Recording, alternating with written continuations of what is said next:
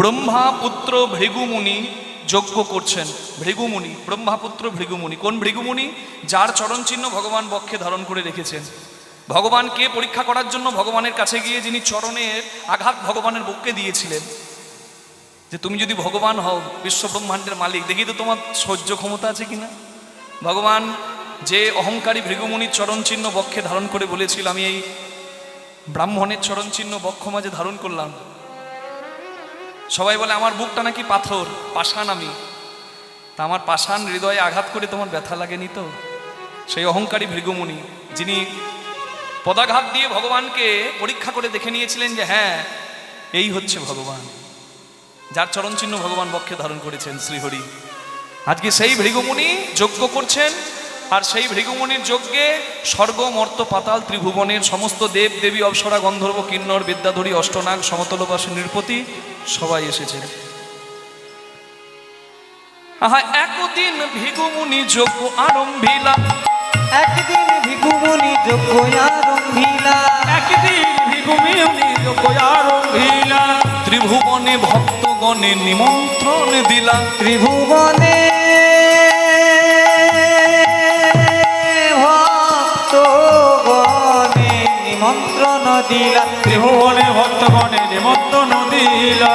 আনন্দ ধরে না, আনন্দ ধরে সবার আনন্দ ধরে না, আনন্দ ধরে না, নিমন্ত্রণের পত্র পেয়ে আনন্দ ধরে না। নিমন্ত্রণে পত্র সবাই হরি হরি ধ্বনি করে, নিমন্ত্রণে মত হরি হরি ধ্বনি করে, নিমন্ত্রণে মত হরি হরি ধ্বনি করে, নিমন্ত্রণে মত হরি হরি ধ্বনি করে, নিমন্ত্রণে মত হরি হরি ধ্বনি করে, নিমন্ত্রণে মত আনন্দ হবে আনন্দ ধরে না, ত্রিভুবনে ভক্তগণে আনন্দিত হইলা।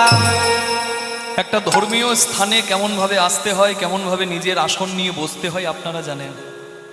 তাই তো এখানে নিজের নিজের আসন গ্রহণ করেছেন এবং বিনম্র চিত্তে এখানে হরিকথা শুনছেন। আপনারা জানেন যে এই পুণ্যতীর্থে এসে কেউ যদি আন কথা বলে, গল্প করে, গন্ডগোল করে, ঝগড়া বাঁধায়, তাহলে এই পুণ্যতীর্থে এসে পাপ নিয়ে বাড়ি ফিরতে হয়। তাই আপনারা নিজের নিজের আসন গ্রহণ করেছেন, এই জায়গার মর্যাদা বজায় রেখেছেন। কারণ আপনারা যে আসনে বসে আছেন ওই আসনটার মূল্য কম নয়। এই আসনটা যদি সুখদেব গোস্বামীর আসন হয়, তাহলে ওই আসনটা পরীক্ষিত রাজার আসন। সহজ নয় বাবা। আপনারা বসে আছেন, আপনারা জানেন যে কিভাবে আসতে হয়, মন্দিরে কিভাবে ঢুকতে হয়, ধর্মীয় স্থানে কিভাবে যেতে হয়, হরিবাসরে কিভাবে বসতে হয়, আপনারা জানেন। কিন্তু এই কথাটা জানে না অহংকারে পরিপূর্ণ হৃদয় নিয়ে, অহংকারে পরিপূর্ণ হৃদয় যার, সেই দক্ষ রাজা।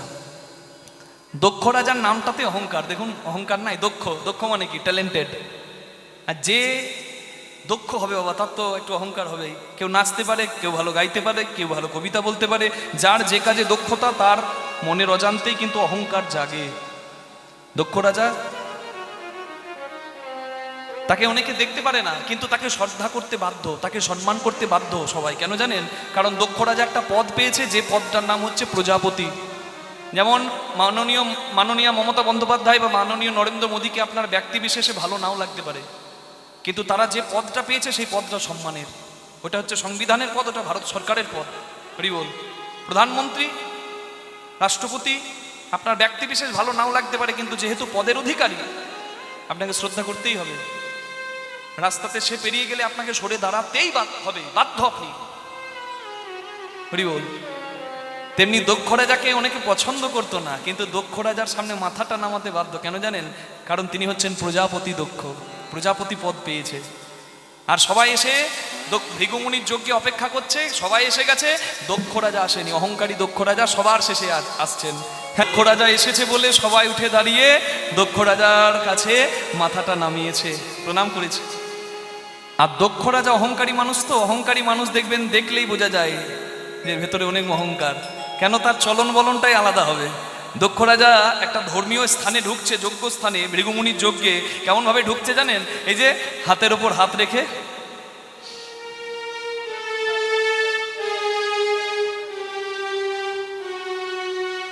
আর এই দেখতে দেখতে চারিদিকে দেখে নিচ্ছে যে আমাকে দেখে কে উঠে দাঁড়ালো, নমস্কার করলো, আর আমি এসেছি, এখনো কে নিজের আসনে বসে রইল, আমাকে দেখে প্রণাম করলো না, নমস্কার করলো না। এই দেখতে দেখতে দেখতে ওই কোণে 3টে আসনে দেখে 3 জন বসে আছে। কে? কে ওখানে? এত বড় আস্পর্ধা! আমাকে দেখে উঠে দাঁড়ালো না, নমস্কার করলো না, প্রণাম করলো না, এত বড় স্পর্ধা। কে কে?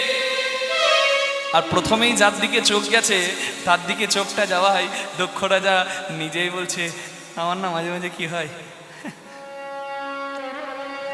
আরে বাবা, প্রথমে যে বসে আছে সে আর অন্য কেউ নয়, দক্ষ রাজার জন্মদাতা বাবা। সৃষ্টিকর্তা ব্রহ্মার দক্ষিণ চরণের বৃদ্ধাঙ্গুলি থেকে দক্ষ রাজার জন্ম। তাহলে দক্ষ রাজার বাবা হচ্ছে ব্রহ্মা। তা বাবা কি আর ছেলেকে দেখে উঠে দাঁড়াবে? ঠিক ঠিক না, ঠিক আছে ঠিক আছে, থাক থাক থাক। আরে বাবা কি আর ছেলেকে দেখে উঠে দাঁড়াবে? বাবা বসে আছে, বাবা ঠিক আছে, বাবা বসে থাকবে। ছেলে 50,000 টাকার হাই স্কুলের মাস্টার, বাবা 15,000 টাকার প্রাইমারির মাস্টার। ছেলে যদি মনে করে আমি হাই স্কুলের 50,000 টাকার মাইনে পাবো মাস্টার, আর বাবা আমার প্রাইমারির 15,000 টাকা মাইনে পাবো মাস্টার, আমি বাবার পায়ে প্রণাম করব? তাহলে সেই হতভাগা ছেলেকে মনে রাখতে হবে যে তোমার বাবা হয়তো প্রাইমারি স্কুলের মাস্টারি করে 15,000 টাকা বেতন পেয়েছে, কিন্তু সে যদি ওই মদ গাঁজা খেয়ে উড়িয়ে দিত, নিজের স্বার্থসিদ্ধি করে বেড়াতো, তাহলে আজকে তুমি 50,000 টাকার মাইনের স্কুল মাস্টার হতে না। নিতাই গৌর প্রেমানন্দে হরি হরি বল। তাই সন্তানের চরণে মাথাটা নামানোই হচ্ছে, পিতার চরণে মাথাটা নামানোই হচ্ছে সন্তানের কর্ম, সন্তানের কাজ। তা বাবা বসে আছে, বাবা কি আর আমাকে দেখে উঠে দাঁড়াবে? না না, বাবা ঠিক আছে, বাবা ঠিক আছে। আর তারপরে কে? তারপরে কে? বাবার বাবা। সে কে? বাবার বাবা। আরে ঠিক আছে, বাবার বাবা বসে আছে। বাবার বাবা কে বলুন তো? হ্যাঁ, ও হরি বলো রে। কে বাবার বাবা? হরি। বলুন গোলকেশ্বর ভগবান শ্রী হরি কি জয়। প্রথমে বসে আছে বাবা ব্রহ্মা, তারপরে বসে আছে বাবার বাবা, মানে ব্রহ্মার জন্মদাতা। বিষ্ণু নাভি প্রদেশাত গত নলিন দোলাত। বিষ্ণুর নাভি থেকে একটা পদ্মের জন্ম হলো। ভূত জন্মা সুজন্মা, এমন অদ্ভুত জন্ম কারণ নাই, পদ্মজনিতে ব্রহ্ম। কীর্তন বৈধং বিধাতা জগতী তনুভিতা, জগতে কীর্তন প্রচার প্রথম করেছিলেন যিনি। মাদি কাব্য প্রণেতা, প্রথম কাব্য রচনা করেছিলেন যিনি, তিনি হচ্ছেন সৃষ্টিকর্তা ব্রহ্মা। নিতাই গৌর হরি হরি হরি বল। প্রথম ধ্বনি করেছিলেন ঔম ওম, সেই ব্রহ্মা। তিনি হচ্ছেন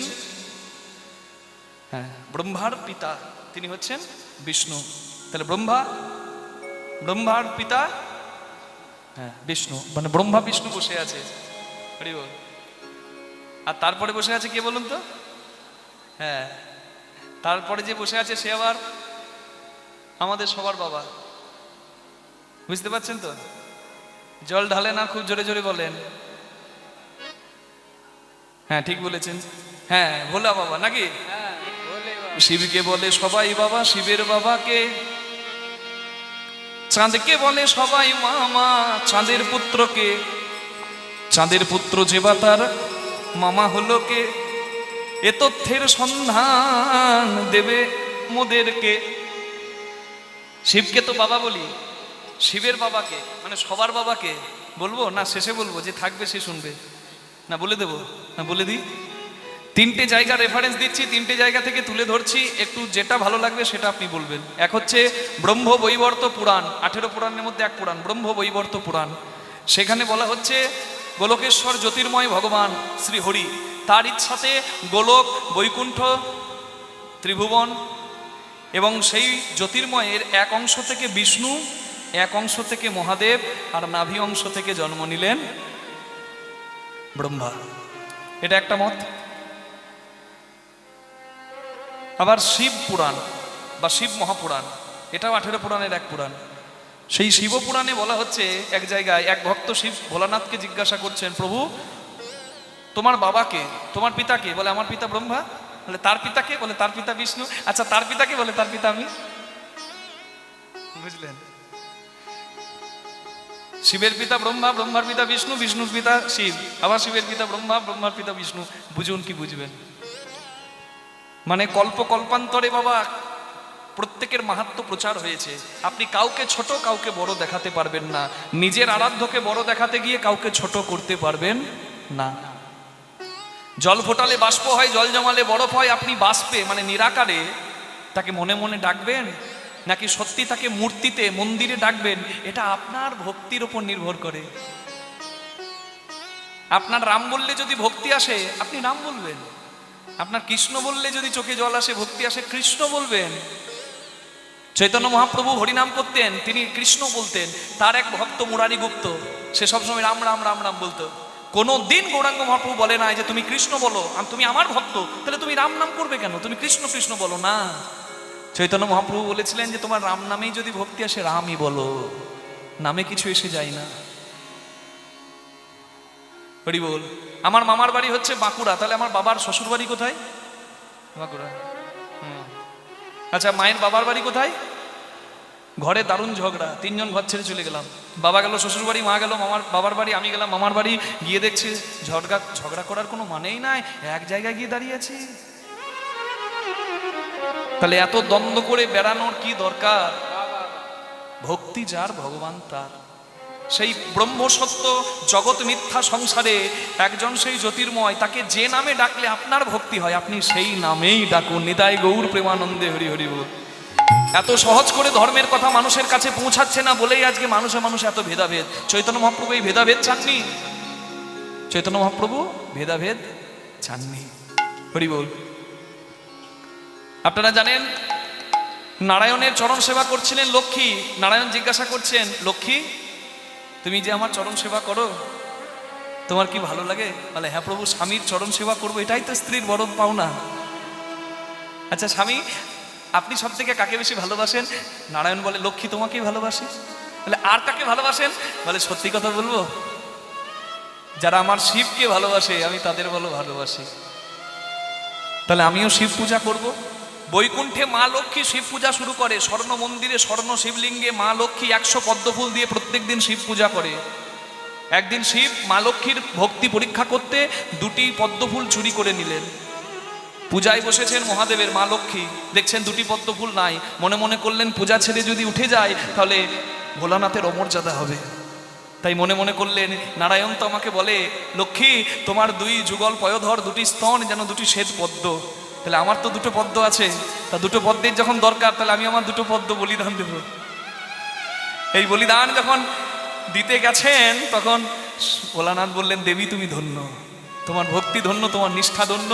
তুমি যে উদ্দেশ্যে আমার পূজা করলে তোমার পতির প্রিয় হবার তরে আমি আশীর্বাদ করি তুমি নারায়ণের সব থেকে প্রিয় হবে। আর তোমার যে এই যে বলিদান এটা ব্যর্থ যাবে না, এই যে তোমার নিষ্ঠা ভক্তি। হ্যাঁ, বৈশাখ মাসের শুক্লপক্ষের তৃতীয়াতে, যেটাকে আপনারা বলেন অক্ষয় তৃতীয়াতে, তোমার এই শ্রীঅঙ্গ থেকে শ্রীবৃক্ষ মানে বেলগাছের মর্তধামে জন্ম হবে। তাহলে বেলগাছের জন্ম কবে? তৃতীয়াতে, বৈশাখী শুক্লপক্ষের তৃতীয়াতে জন্ম। এবং তোমার সেই বৃক্ষের পত্র, ত্রিপত্র, ব্রহ্মা বিষ্ণু মহেশ্বর স্বরূপ আমার সেবায় লাগবে। আর তোমার যে যুগল পয়োধর তুমি আমাকে বলিদান দিতে গিয়েছিলে, তোমার এই শ্রীফল, শ্রীঅঙ্গ থেকে শ্রীফলের জন্ম হবে মানে মিষ্টি বেল, আর তার স্বাদ হবে তোমার এই স্তন অমৃতের তুল্য। নিতাই গৌর প্রেমানন্দে হরি হরি হরি হরি বল। এগুলো আমার মুখের কথা নয়, একদম শাস্ত্রের কথা মা। আমি জায়গাটা বলে দিচ্ছি, শিবপুরাণের কথা বললাম। এইবার দেখুন, তাহলে আমি 2 পুরাণের কথা বললাম, ব্রহ্মবৈবর্ত পুরাণ, শিব পুরাণ। এইবার আপনি কোনটা মানবেন? এরপরে যেটা বলতে চলেছি, যেটা পুরাণের শ্রেষ্ঠ, সেটা কি? ভাগবত মহাপুরাণ। পুরাণের শ্রেষ্ঠ কোথায় বলা আছে? নিম্না জ্ঞানম যথা গঙ্গা, নদীর মধ্যে গঙ্গা শ্রেষ্ঠ। দেবানাম অচ্যুত যথা, দেবতাদের মধ্যে বিষ্ণু শ্রেষ্ঠ। বৈষ্ণবানাং যথা শম্ভু, বৈষ্ণবদের মধ্যে শিব শ্রেষ্ঠ। তেমন করেই পুরাণানাম ইদম তথা, সমস্ত পুরাণের মধ্যে ভাগবত মহাপুরাণ শ্রেষ্ঠ, বৈষ্ণবদের কাছে সব থেকে সমাদৃত। সেই ভাগবত মহাপুরাণে বলা আছে সৃষ্টিকর্তা ব্রহ্মার 4টে সন্তান হলো, সনক, সনন্দন, সনাতন, সনত কুমার। এই 4 জন সন্তান সংসার না করে শুধু হরি ভজন করলো। ব্রহ্মার প্রচন্ড রাগ হলো যে আমার সন্তান যদি সংসার না করে তাহলে সৃষ্টি এগিয়ে যাবে কি করে। সঙ্গে সঙ্গে ব্রহ্মা এত ক্রোধান্বিত হলেন, ব্রহ্মার ক্রোধ থেকে মানে রাগ থেকে, তেজ থেকে, ব্রহ্মার ভকুটি থেকে জন্ম নিলেন মহাদেব রুদ্র অবতার। নিতাই গৌর প্রেমানন্দ হরি হরি হরি বল। ওই জন্যই শিবকে জিজ্ঞাসা করেছিলেন তোমার বাবাকে, ওই যে ভ্রকুটি থেকে জন্ম হয়েছিল ব্রহ্মার ক্রোধ থেকে, তার মানে এই দেখুন কত সুন্দর প্রমাণটা হয়ে গেল। ওই যে বলেছিল আমার বাবা ব্রহ্মা, তার বাবা বিষ্ণু, তার বাবা আবার আমি। তার মানে বুঝুন, এই যে জন্ম হলো ভোলানাথের, যে দিনটায় জন্ম হলো সেই দিনটাই হচ্ছে শিবরাত্রির দিন। কি দিন? শিবরাত্রির দিন। আপনারা বলবেন বাবা এই ফাল্গুন মাসের কৃষ্ণপক্ষের চতুর্দশী তিথি, এই দিনে শিবের জন্ম হলো, এইটা শিবরাত্রির দিন, তাহলে আমরা তো জানি আমরা শিবের বিয়ের দিন।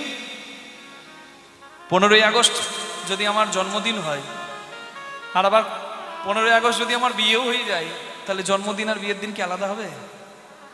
ফাল্গুন মাসের কৃষ্ণপক্ষের চতুর্দশী তিথি যেটা জন্মদিন, সেই তিথিতে আবার শিবের বিয়েও হয়েছিল। আজকে আপনারা সাক্ষী থাকবেন, তাই ওটা জন্মদিনও, ওটা বিবাহের দিনও। নিতাই গৌর প্রেমানন্দে হরি হরি হরি হরি বল।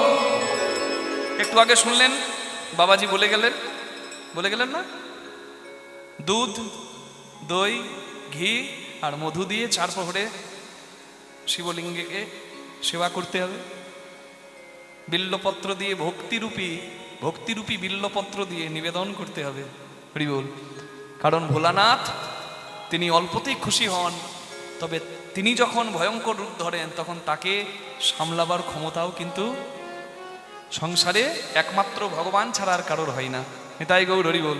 তাই চলুন সবাই মিলে আমরা শুনলাম, শিবকে বলে সবাই বাবা, সবার বাবাকে বলুন গোলকেশ্বর ভগবান শ্রী হরি কি জয়।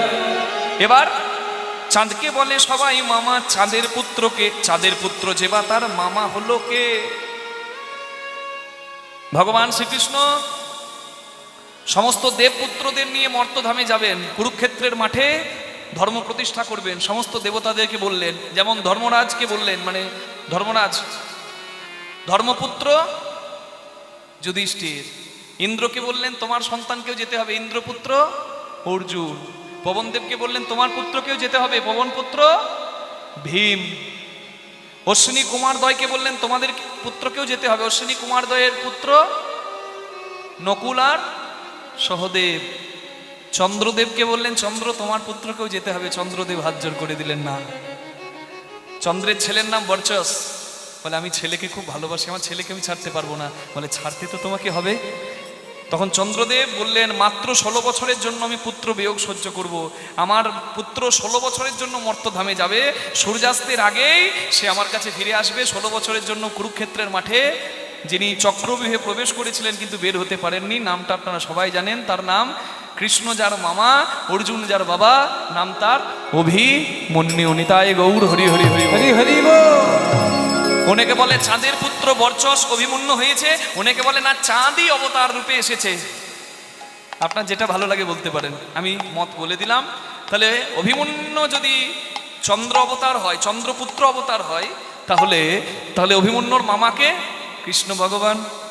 তাহলে বলুন সবাই কৃষ্ণ ভগবান কি জয়। আর একটু জোরে হবে কি? বাহ, হরি বল। অসভ্য, অভদ্র, ছি ছি ছি ছি ছি। না আছে ভদ্র সমাজে বসার মতো বোধ, না আছে বুদ্ধি, না আছে জ্ঞান। বাঁদরের মতো চোখগুলো দেখলে কারোর ভালো লাগবে না। ভূত প্রেতে সঙ্গ করে, শ্মশানে মশানে বেড়ায়। আপনি নিশ্চয়ই বুঝতে পারছেন, ওইদিকে কিছু নাই, ওইখানে আপনি নিশ্চয়ই বুঝতে পারছেন যে দক্ষ রাজা এত বড় বড় কথা কাকে বলছে। ব্রহ্মা গেল, বিষ্ণু গেল, বাকি আছে কে? তার ছোট জামাই, নাম তার দেবাদিদেব মহাদেব। এত বড় বড় কথা বলে দিল। আর ভোলানাথ তো তত্ত্ববিদ, তিনি তত্ত্ব সম্রাট। আমরা অনেক কীর্তনিয়া কার্ডে লিখে বেড়াই তত্ত্ব সম্রাট অমুক। অনেকে কীর্তন কমিটি না আমরা বলি না, নিজে নিজেই লিখে দেয় কীর্তন করতে আসছেন তত্ত্ব সম্রাট। আমরা তত্ত্বের সম্রাট, আমরা তত্ত্বের সাগরের এক বাটি জলও নই। আমরা যদি তত্ত্ব জানতাম, এসি গাড়িতে করে ঘুরে ঘুরে দেশ বিদেশে স্বার্থ সিদ্ধির জন্য হরিনাম করতাম না। আমি আমার ঘরে বসে আমার আরাধ্য ভগবানকে শোনাতাম। হরি বল। তাহলে তত্ত্ব আমরা কেউই জানি না, যারা বসে আছেন, যারা এখানে গাইছি। তত্ত্ব যদি কেউ সত্যি জেনে ফেলে না, সংসার সে করতে পারবে না। সে এক বিন্দু স্বার্থ বুঝবে না, তার ওই সর্বত্যাগী শিবের মতো অবস্থা হবে। তিনি হচ্ছেন প্রকৃত তত্ত্ব সম্রাট। ভোলানাথ তত্ত্ব জানেন। ভোলানাথ ভাবছেন কন্যা সম্প্রদায়তে পিতা। আমার শ্বশুর মশাই আমাকে যদি কটু কথা শোনায়, আমি কার সঙ্গে ঝগড়া করব? ঘরের লোকের সঙ্গে। সে তো আমার বাবা, মানে মেয়েকে সম্প্রদান করে সেও তো বাবা হয়েছে, বলুক। এই কানে শুনে এই কানে বের করে দিলেন। কিন্তু শিবের যারা ভক্ত তারা বলছে এই যে এই যে এই যে, হ্যাঁ হ্যাঁ এখানে মুখ আছে বলে যা খুশি তাই বলবেন নাকি? আমরা ভদ্রতা মেনটেন করে কথা বলছি বলে আপনি যা খুশি তাই বলে যাবেন? কাকে কি বলছেন? আস্তে আস্তে আস্তে, আপনি শিব তত্ত্ব জানেন। সঙ্গে সঙ্গে দক্ষ রাজার পাশে এসে দাঁড়ালো ভৃগুমুনি। ভৃগুমুনি তখন শিব ভক্তদের বলছেন, শ্বশুর আর জামাইয়ে কথা হবে, মাঝখান থেকে তোমরা বলার কে হে? আমি অভিশাপ দিলাম, শিবগণ মানে শিবের ভক্তগণ সব পাষণ্ড হয়ে যাবে। তখন শিবের ভক্তগণরা বললেন, বিনা অপরাধে এত বড় শাস্তি, কোনো দোষ তো করি নাই, আপনি অহংকারে, ব্রাহ্মণ হবার অহংকারে আপনি অভিশাপ দিয়ে দিলেন। আমরা অভিশাপ দিলাম যে ব্রাহ্মণ লাখপতি কোটিপতি হোক না কেন, সে হবে লাখ টাকার কোটি টাকার ভিখারি। এত বড় বড় অভিশাপ যখন দেওয়া দিয়ে হয়ে গেল, ভোলানাথ তখন মনে মনে করলেন এখানে অনেক ঝগড়া বেড়ে গেছে, অশান্তি বেড়ে গেছে, এখানে থেকে লাভ নাই, আমি বরং চলে যাই। ভোলানাথ মাথাটা নামিয়ে কোনো কথা না বলে ভৃগুমুনির যজ্ঞ থেকে বেরিয়ে গেলেন, আর শিবের ভক্তগণও শিবের সঙ্গে সঙ্গে চলে এলেন। এদিকে কৈলাস পর্বতে ভোলানাথ বসে আছেন। কৈলাস পর্বতে অতি আনন্দেতে, কৈলাস পর্বতে অতি আনন্দেতে, কৈলাস পর্বতে, কৈলাস পর্বতে অতি আনন্দেতে, কৈলাস পর্বতে অতি আনন্দেতে বসে আছেন ভব ভোলা। কিমা কৈলাস পর্বতে অতি আনন্দেতে বসে আছে ভব ভোলা। যার মুখে রাম নাম জপে অবিরাম, গলাতে হারের মালা। মুখে রাম নাম জপে অবিরাম, গলাতে হারের মালা। সদাই রাম নাম জপ করে, সদাই রাম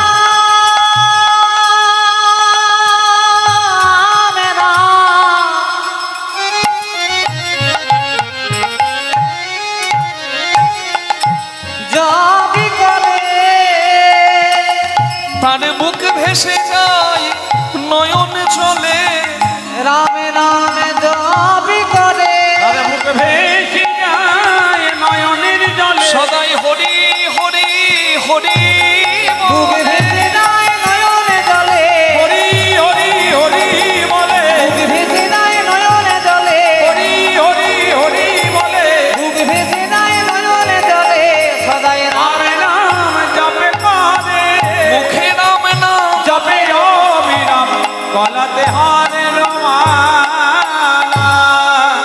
না না, এখানে থেকে লাভ নাই, মন ভালো নাই, এইখানে থেকে লাভ নেই। নিন্দা শুনেছে তো শিব, তাই বলছে এখানে থেকে লাভ নাই। ওই যে অগস্ত্য মুনির আশ্রমে মহারাষ্ট্রে হরিনাম হচ্ছে, তা একটু হরিনাম শুনে আসি। বিষপৃষ্ঠে মানে ষাঁড়ের ওপর উঠে বাবা ভোলা যাচ্ছেন হরিনাম শুনতে, আর ঘর থেকে যেই না বের হবেন মা সতী এসে দাঁড়িয়েছে, বলে প্রভু কোথায় যাবে? বলে হরিনাম শুনতে যাব। বলে আমিও তোমার সঙ্গে যাব। আমিও তোমার সঙ্গে যাব। ও তুমি যাবে? আর গিয়ে কি করবে? খুঁটি হেলান দিয়ে ঘুমাবে? হরি হরি বলে না না, আমি তোমার সাথে হরিনাম শুনিব। প্রভু গো আমিও তোমার সঙ্গে যাব। আমি তোমার সাথে হরির নাম শুনিব। মুখে হরি হরি হরি বল, তোমার সাথে হরি হরি নাম হরি শুনিব। হরি হরি হরি তোমার বলবো, সাথে হরি নাম শুনিব। হরি হরি হরি বলবো। তোমার সাথে হরি নাম শুনিব। প্রভু গো আমিও তোমার সঙ্গে যাব। মুখে রাম নাম জপে অবিরাম, গলাতে হারের মালা। যেমন করে হরিনাম শুনতে গেলেন, হরিনাম শুনে মন ভালো করে হরি হরি বলতে বলতে দুহাত তুলে কৈলাসে তেমনি ফিরে আসছেন। সামনে যখন শিবরাত্রি, বাবার বিয়ের একটু বরযাত্রী যাবেন নাকি? যাবেন? বাবা মাকে আলাদা করে চোখের জলে কাঁদিয়ে লাভ আছে? এক করা ঠিক হবে না? মিলন করানো ভালো হবে না? মিলন করাবো, শেষে রূপের পদাবলী একসঙ্গে মিলে গাইবো। গাইবেন তো? আসুন, এদিকে সম্বরাসুরের, তারকাসুরের ছেলে সম্বরাসুর নামে এমন এক অসুর জন্ম নিয়েছে, দেবতারা পালিয়ে বেড়াচ্ছে তার ভয়ে। সেই সম্বরাসুর অসুর কার হাতে মরবে? দেব সেনাপতি কার্তিকের হাতে। তা কার্তিকের জন্ম কি করে হবে? এখনো তো মা দুর্গাই আসে নাই, কি মা পার্বতী আসেনি, সতী তো দেহত্যাগ করেছে। কিন্তু একটা কথা জানবেন, ইয়ম ইয়ম ব্যাপী শরণ ভাবম তজত্তন্তে কলেবরম জানতি, গীতার বাণী, জানতি দেবব্রতা দেবান, পিতৃ জানতি প্রীতব্রতা, ভূতানি জানতি ভূতেজা, মদ জাজি নহ পিমাম। যে যার নাম করে সে কিন্তু মৃত্যুকালে যে যার স্মরণ নেয়, সে কিন্তু তাকে পাবার জন্য আবার জন্ম নেয়। কি সেই তার ধাম যায়, না হয় আবার তাকে পাবার আশায় জন্ম নেয়। তা তোমার সতী মরার সময় তোমার নাম নিয়ে মরেছে। ভগবান এসে বললেন, ভোলানাথ তোমাকে বিয়ে করতে হবে। বলে আমার সতী ছাড়া কাউকে বিয়ে করব না। বলে তোমার সতী তোমাকে পাবার জন্য গিরিরাজ হিমালয় কন্যা পার্বতী রূপে জন্ম নিয়েছে। ভোলানাথ বলে, পার্বতী যদি সতী হয় তাহলে বিয়েতে আমার কোনো আপত্তি নাই। নিতাই গৌর হরি হরি বল। এদিকে কর্তা তো রাজি, কিন্তু ওদিকে মানে শ্বশুরের কাছে যাবে কে? মা বাবাকে আলাদা কে করেছে বলুন তো? কে করেছে বলুন তো? সর্বনাশটা লাগিয়েছে কে বলুন তো?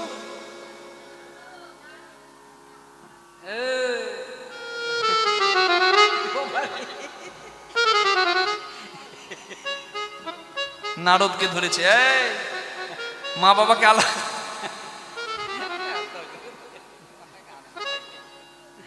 মা বাবাকে আলাদা করেছে, মা বাবাকে মেলাতে হবে তোমাকে। নারদ মুনি বলছে যথা আজ্ঞা। নারদ চলে গেল ওইখানে। হরি বল। সবাই মিলে একবার জয় দিয়ে বলবেন একসঙ্গে, নারদ মুনি কি জয়। হরি বল। আর নারদ মুনি এসে জয় দিয়েছে, বৈষ্ণবের পদধূলি তাতে মোর স্নান কেলি, বৈষ্ণবের পদধূলি তাতে মোর স্নান কেলি, বৈষ্ণবের নামেতে উল্লাস, বৈষ্ণবের নামেতে উল্লাস, বৃন্দাবনের ছবু তারা তাতে মোর প্রাণে ঘেরা, বৃন্দাবনের চমুতরা তাহে মোর প্রাণ ঘেরা, কহে দিন নরোত্তম দাস, কহে দিন নরোত্তম দাস। এ তো অল্প ভাগ্যে হয় না গো, অল্প ভাগ্যে হই না গো, গৃহে সাধু গুরুর সেবা অল্প ভাগ্যে হয় না গো, গৃহে বৈষ্ণবের সেবায় অল্প ভাগ্যে হই না গো। অল্প ভাগ্যে হয় না। আসুন আসুন আসুন, কি ভাগ্য, কি ভাগ্য। হ্যাঁ, এই দেখুন এখানে কীর্তন করতে এসেছি। ওই যে বললাম এত সুন্দর সেবার ব্যবস্থা, এত সুন্দর থাকার জায়গা। আমি অনেক দিন আগে যে ভাইয়ের বাড়িতে এসেছিলাম শেষবার, সেইখানেই ব্যবস্থা করা হয়েছে। কি আনন্দ, সেই পুরনো কথা মনে পড়ছে। এই দেখুন এইখানে এত সুন্দর আপ্যায়ন ব্যবহার। অনেক জায়গায় কীর্তন করতে যায়, আমাদেরকে দেখে বলে কীর্তন দল এলো নাকি, একটু শরবত খাবে না বাবা, একটু শরবত খাবে না? আচ্ছা, খাবার যদি ইচ্ছা থাকে কি করে লজ্জার মাথা কি বলবো বলুন তো? না খাবো বলছে, খাবে না। তা বৈষ্ণব এলে যে সেবা করে দিতে হয়, অহংকারী দক্ষ রাজা জানতো না, সেও শ্বশুর, কিন্তু জানে গিরিরাজ মানে হিমালয় রাজা, সে কিন্তু শ্বশুর দ্বিতীয় জন্মের। শ্বশুর মশাই বলছেন, আসুন আসুন, বৈষ্ণবের পদধূলি পড়লো, কি ভাগ্য। আচ্ছা, আমার মেয়ের জন্য একটা ভালো পাত্র খুঁজছি, আপনি কি ব্যবস্থা করে দিতে পারবেন? বলে নেকি ওর পুছপুছ। দেখি একবার মাকে, দেখি একবার আপনার মেয়েকে দেখি। ওই যে মেয়েকে যেই না দেখেছে, মেয়ে মানে মা জগৎজননীর কাছে গিয়ে বলছে, মা বাবার থেকে তোমাকে আমি আলাদা করেছি, তোমাদেরকে মেলাবো আমি, তুমি আমার নাম নাও, আমার অনেক কাজ। মানে ঘটক এসে বলছে, আপনার মেয়েকে যা দেখলাম, আপনার মেয়ের একবারে বিখ্যাত জামাই হবে। বলছেন, হ্যাঁ দারুণ বিখ্যাত, হ্যাঁ আমি চাই, ওই রকমই চাই।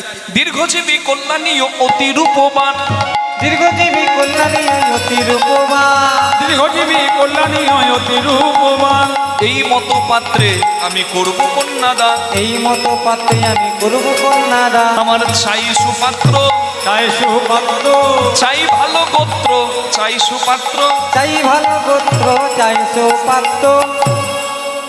মানে একদম বিখ্যাত জামাই চাই। বলে একদম বিখ্যাত মানে স্বর্গমর্ত পাতাল বিখ্যাত, নাম তার বাবা বিশ্বনাথ বিশ্বেশ্বর। বাহ, তা ভালো বংশের তো, মানে গোত্র ভালো তো, বলে একবারে দারুণ গোত্র, ভুবন মঙ্গল গোত্র। বলছে এইরকম গোত্রের নাম বাবার কালে শুনি নাই। ভরদ্বাজ গোত্র, কাশ্যপ গোত্র, শাণ্ডিল্য গোত্র শুনেছি, বলছি ভুবন মঙ্গল গোত্র। আসলে জগতের মঙ্গল করাই তো শিবের গোত্র। আচ্ছা, আমার জামাইয়ের বিশেষ গুণ থাকবে তো? বলে দারুণ গুণ আছে, আপনার জামাইয়ের ভেতর বাইরে সমান। বলছে এখনকার দিনে তো মুখে মধু অন্তরে বিষ, এইরকমও ছেলে আছে। বাবা বাবা, খুব ভালো। আর আর আমার মেয়েকে দেখলেন একবারে ছোট, মানে মেয়ে একবারে কচি, তা জামাই একবারে কচি। ওইদিকে জামাই 1000 বছর ধ্যান করছে। বলছে আপনার মেয়ে যেমন কচি, জামাইও তেমন কচি। বলে ব্যাস, তাহলে আর আমার দেখার দরকার নাই। ফাল্গুন মাসের কৃষ্ণপক্ষের চতুর্দশী তিথির দিন, মানে শিবরাত্রির দিন, আমার মেয়ের সঙ্গে আপনার বিবেচিত পাত্রের বিবাহ আমি ঠিক করে দিলাম। এইদিকে সবাই আনন্দে আত্মহারা হয়ে সুসজ্জিত হয়ে বিয়ের বরযাত্রী যাব বলে শিবের ধামে এসেছে। কিন্তু যার বিয়ে তার হুঁশ নাই, আর পাড়ার পড়শির ঘুম নাই। শিব বসে বসে ধ্যান করছে। ইন্দ্রদেব এসে বলছে এই যে মানে ধুতি পাঞ্জাবি বিয়ে করতে যাবেন, যা আছে বলে ফেলুন। শিব বলছে আমার ধুতি পাঞ্জাবি নাই। আরে ধুতি পাঞ্জাবি নাই, আলমারিতে যা আছে তাই পড়ুন। বলছে আমার আলমারি নাই। আলমারি নাই তো ঘরে যা আছে তাই পড়ুন। বলছে আমার ঘর নাই। ও ঢাল নাই, তরোয়াল নাই, নিধিরাম সর্দার। আচ্ছা যা আছে ওইটা কি? ওই যে হ্যাঁ, ওই তো পড়ে আছে। বলে বাঘ ঝাল। বলছে ওইটাই পড়ুন। বাঘ ঝালটা পড়েছে, বড় উপরের জিনিস নিচে নেমে যাচ্ছে, থাকছে না। পবনদেব বলছে ওই রকম করে থাকবে না, ওটাকে কিছু দিয়ে বাঁধুন। বেল্টি কই? বেল্টি। বলে বেল্টি নাই, ও কিছুই নাই। একটা সাপ চলে যাচ্ছিল, সাপটাকে বেল্টির মতো বেঁধেছে। বলছে শোন বাপ, তোর খাবারের গ্যারেন্টি আমি নিচ্ছি, তুই গ্যারেন্টি দে, ছেড়ে যাবি না। বলছে গ্যারেন্টির দিন নাই, ওয়ারেন্টির যুগ, বিপদ দেখলে আগে পালাবো। এবার বলছে বিয়ে করতে যাবেন, মাথায় একটা টোপর চাই। তো যেমন তেমন টোপর কেন নেবেন? আপনার শিষ্য রাবণ কুবের, তা আপনি একটা সোনার মুকুট পরুন। বলে না, সোনা পরবো না। সোনা যার আছে সে হিংসায়, সে অহংকারে ফলে, আর যার নাই সে হিংসায় জ্বলে। সোনার হাত পা নাই, এক জায়গা থেকে আরেক জায়গায় যাই। সাপেরও হাত পা নাই, সাপও এক জায়গা থেকে আরেক জায়গায় যায়। তাই সোনার জায়গায় সাপ পরবো। বলে সাপ না হয় এক জায়গা থেকে আরেক জায়গায় যায়, মা সোনা এক জায়গা থেকে আরেক জায়গায় কি করে যায় জানেন না? আপনার গয়না আপনি বৌমাকে দিলেন, বৌমা তার বৌমাকে দিল, তারপর একটা কুলাঙ্গার জন্ম নিল, মদের দোকানে বিক্রি করে দিয়ে ঢক ঢক করে পেটে সাপাই করে দিল। মানে বুঝলেন, সোনা ছিল ঘরে, চলে গেল মদের দোকানে সম্বিকালয়। তাহলে সোনারও হাত পানায় চলতে পারে, ঠিক যেমন করে সাপ চলতে পারে। তাই সোনা পড়বো না, সোনার জায়গায় সাপ, মাথায় সাপ, কানে সাপ, গলায় সাপ, কোমরে সাপ। তা বলছে একটা বিয়ে করতে যাবেন, ভালো tata Sumo, Bolero, Scorpio, Fortuner, মানে একটা ভালো গাড়ি, BMW, রোলস রয়েস, যা হোক। বলে দারুণ, একবারে আমার রোলস রয়েস গঞ্জে বাঁধা আছে। বলছে ষাঁড়, ষাঁড়ের পিঠে বলছে। বলছে ষাঁড় মানে হচ্ছে ধর্ম, আর ধর্ম আশ্রয় করেই তো সংসার করতে হয়। কি মা? রাঁধুনি হইবি ব্যঞ্জন রাঁধিবি, হাড়ি না ছইবি তাই, পতঙ্গের জালে মাতঙ্গ বাঁধিবি, পিরিতি মিলিবে হাই। রাঁধুনির কাজ রান্না করা, সংসারের কাজ সংসার করা। রাঁধুনি রান্না করবে, তবে রাঁধুনি যদি পাকা হয়, তেল ঝাল মশলা কতটুকু দিয়েছে সে জানে, তা তুলে দেখার দরকার নাই। তেমনি সংসারী যারা হয়েছেন, তারা যদি সঠিক চরণাশ্রয় করে সৎ পথটা পেয়েছেন, ভজনের পথটা, তাহলে সেও জানে যে যন্ত্র আছে, যন্ত্রের অপব্যবহার করা যায় না। কি স্ত্রী পুত্র সমস্ত কিছু প্রয়োজন, তবে রাঁধুনি রান্না করবে, সংসারী সংসার করবে, তবে মন সারা জীবন হাঁড়িতে থাকলে কিচ্ছু হবে না। সংসার হচ্ছে ধর্ম প্রতিপালন। কিছু কাজ বাকি থাকে, জেনে নিতে হয়, সদ্গুরুর চরণ আশ্রয় করে নিতাই গৌর প্রেমানন্দে হরি হরি বল, রাধে। তাই দেখুন, তা বলে খুব ভালো, খুব ভালো। তা fair and lovely, makeup, powder কিছু একটু বিয়েতে মানে পরিষ্কার লাগতে হবে তো। বলে একদম বিনা পয়সার, মানে বিনা পয়সার পাউডার আছে। কি বলেন তো? ছাই সারা গায়ে মেখে নিয়েছে। এইবার ভূতগুলো এসে বলছে বাবা বাবা আমরাও বরযাত্রী যাব। বলে যাবি তো ভালো কথা, নাকে নাকে বলছিস কেন? বলে বাবা আমরা তো নাকেই কথা বলি। তা কোনোদিন বরযাত্রী তোরা যাস নাই? বলে বরযাত্রী যার ঘরে যাই সর্ষে পোড়া দিয়ে তারাই। বেশ তোরা যাবি, তবে তোরা একটু আড়ালে আড়ালে যাস বাবা, দেখিস মানে তোদের যা রং রে, আলকাতরার মতো রং, কোদালের মতো দাঁত, ফুটবলের মতো গড়াতে গড়াতে যাবি তো বাবা, একটা আড়ালে যাস, তোদেরকে দেখলে আমার বিয়ে জীবনে হবে না।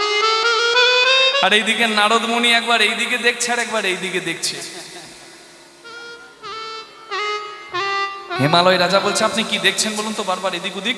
বলছে এবারই তো জামাই আসবে, পালাবার রাস্তা দেখছি। জামাই যে গাড়িতে আছে সেই গাড়ির ব্রেক ফেল, বুঝতে পারছেন? গাড়ি একবার এসে আর এমন দাঁড়িয়েছে, জামাই তো পেছন দিকে মুখ করেছিল, এক লাফে। আর জামাই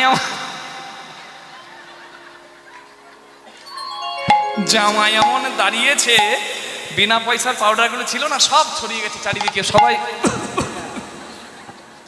ওইদিকে একটা সর্বনাশ ঘটে গেল। মা মেনকা মানে শাশুড়ি মা বরণডালা নিয়ে এসে গেছে। বরণডালায় চন্দন আছে, ধান দুর্বা আছে, প্রদীপ আছে, গঙ্গা জল আছে। আর এইদিকে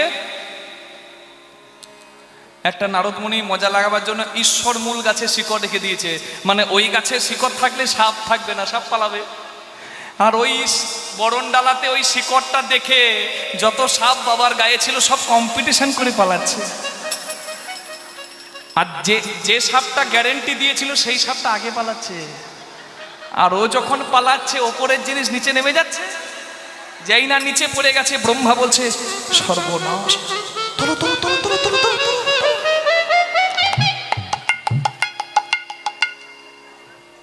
ভোলানাথ চিন্তা করছে, একবার এদিকে দেখছে। সে ভাবছে হ্যাঁ সবাইকে সাক্ষী রেখে বিয়ে করতে এলাম, কাকে তুলবো রে বাবা? কারণ সে তো জানে না, সে তো দিগম্বর। সে ভাবছে জিন্সের প্যান্ট পরে এসেছে, এদিকে যে জিনিস নেমে গেছে তার তো খবর নাই। এদিক ওদিক তাকাচ্ছে, ব্রহ্মা বলছে আর ওইদিকে ধোঁয়া মানে ওই ছাইগুলো ছিল সরে গেছে। শাশুড়ি জামাইকে এই রূপে যদি দেখে তাহলে বুঝলেন তো কি হবে। ওরে বেছে বেছে করলি জামাই, না গাইবো না থাক। বেছে বেছে করলি জামাই চিরদিনের, ভালো হলো আপনারা বললেন। মেনকা মাথায় দেন ঘুমটা, ও মেনকা মেনকা মাথায় লেলো ঘুমেটা রে ঘুমেটা, মেনকা মাথায় লেলো ঘুমেটা। ও তুই বেছে বেছে করলি জামাই, বেছে বেছে করলি জামাই, চিরকালের ল্যাংটা রে ল্যাংটা রে ল্যাংটা। মেনকা মাথায় লেলো ঘুমেটা রে ঘুমেটা, মেনকা মাথায় লেলো ঘুমেটা।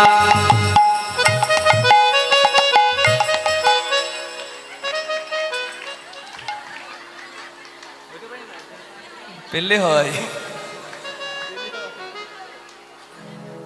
ওই দিনরাত মোবাইল খুলি আর ওই সুর পায়।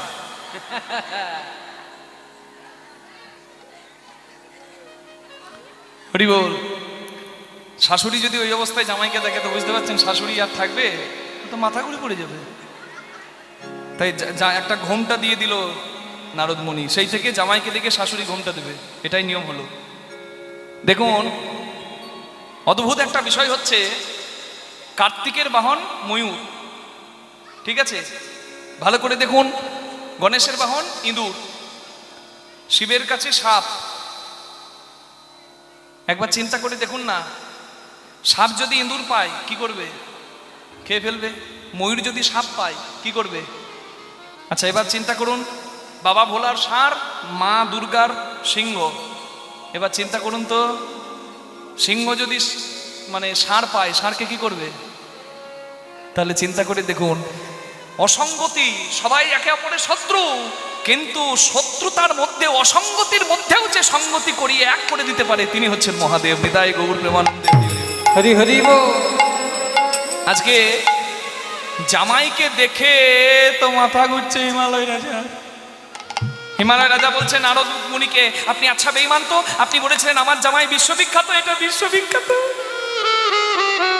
বলে ত্রিপুরাসুরকে বধ করে নাম তার ত্রিপুরারি, সত্যি বিশ্ববিখ্যাত, ত্রিভুবন বিখ্যাত। আর আপনি বলেছিলেন আমার জামাইয়ের ভেতর বাইরে সমান। বলে হ্যাঁ ভেতর বাইরে সমান নয়, দেখুন ভেতরে অহংকারের কোনো বসন মানে কাপড় নাই, আর বাইরে তো কাপড়ই নাই। আর আপনি বলেছিলেন আমার জামাই যেমন, আমার মেয়ে যেমন কচি, আমার জামান তেমন কচি, এটা কচি। বলে আপনার মেয়ে যদি জামাইকে বাবার জন্য বারবার জন্ম নিয়ে আসতে পারে, মাকে যদি কচি বলেন, তাহলে জামাই কেন কচি নয়? মা যেমন কচি জামাই তেমন কচি, এমন ছেলের সঙ্গে আমি বিয়ে দেব না। এদিকে মা মনে মনে চিন্তা করছেন, আগের জন্মেও তোমার অপমান সহ্য করতে পারিনি, এ জন্মে যেন সহ্য করতে না হয়। আমার আপনার ছে আপন যে জন, খুঁজি তারে আমি আপনার। আমি যেন তার চরণের আমি শুনি যেন তার চরণের ধ্বনি, আমার পিয়াসী বাসনা, খুঁজি তারে আমি আপনা। আমার আপনার চেয়ে আপন যে জন, খুঁজি তারে আমি আপনা। আমার মনেরও তৃষিত আকাশ, কাঁদে সে ছাতক আকুল পিয়াসে, কবু সে চক সুধা ছোরা, কবু সে চকর সুধা চরাসে, নিশীথ স্বপনে জোছনা, খুঁজি তারে আমি আপনা। আমার আপনার চেয়ে আপন যে জন, খুঁজি তারে আমি আপনা। খুঁজি তারে আমি আপনা। খুঁজি তারে আমি আপনা।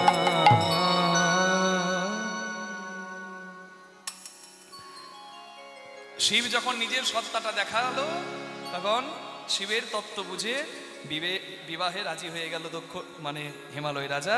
এবার হর পার্বতীর মিলন হইল, প্রেমানন্দে সবাই মিলে একবার হরি হরি বল।